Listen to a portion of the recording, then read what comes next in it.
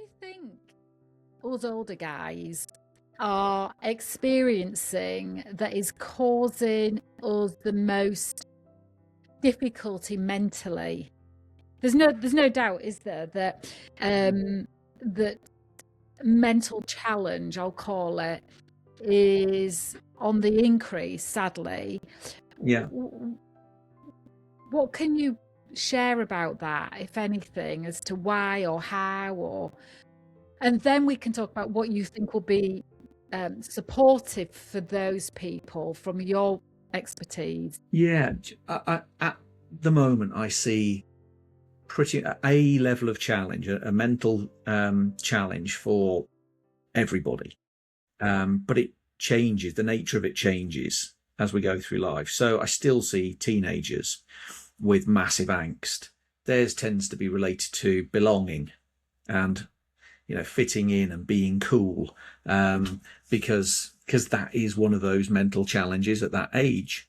When you get into your 20s and 30s, surviving, keeping yourself, and if you've got a young family, keeping them alive creates all sorts of challenges.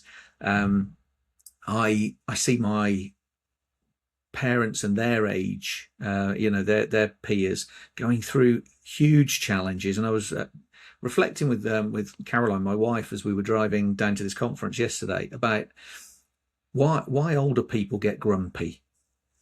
Have they just fallen out of love with life? And I think there is a certain amount of relevant still at that age, feeling like you contribute to the world, you don't just exist within it, not being able to do the stuff you used to do, losing your independence, all that sort of stuff. There are huge challenges with that. But at our time in life, I think there are a number of things that are evolving fast.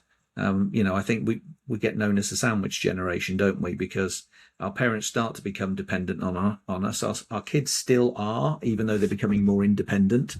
But I think there are lots of physical changes that people go through, men and women slightly differently.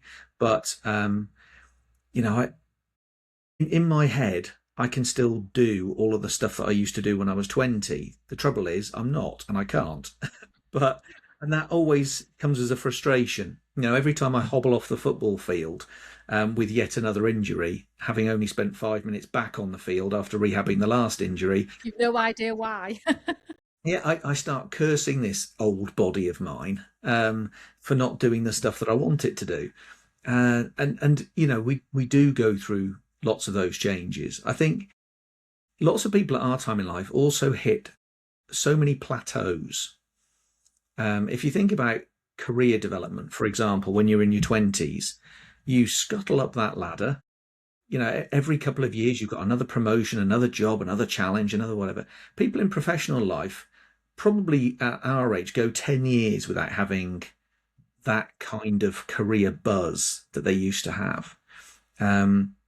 And it'll be the same with, the growth curve of becoming a parent and all that sort of stuff starts to flatten off.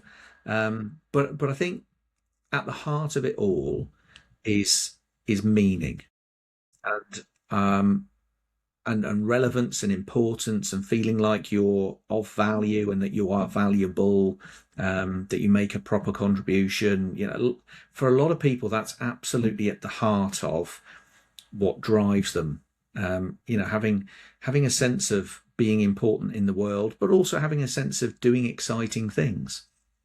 And I think, though, there are stages in your life when you get presented with more of those things, and stages of your life where you have to conjure them up yourself. You have to be in the driving seat and create them, because life's not going to drop them on your lap anymore. And I think this is one of those points in life where we have to be more conscious and deliberate about doing those things for ourselves. Yeah, for sure. And I think when I think back to being in my 20s and 30s, so much of that drive and ambition was more about proving something to myself and something to someone else. That if I get promoted, then my dad will be proud of me.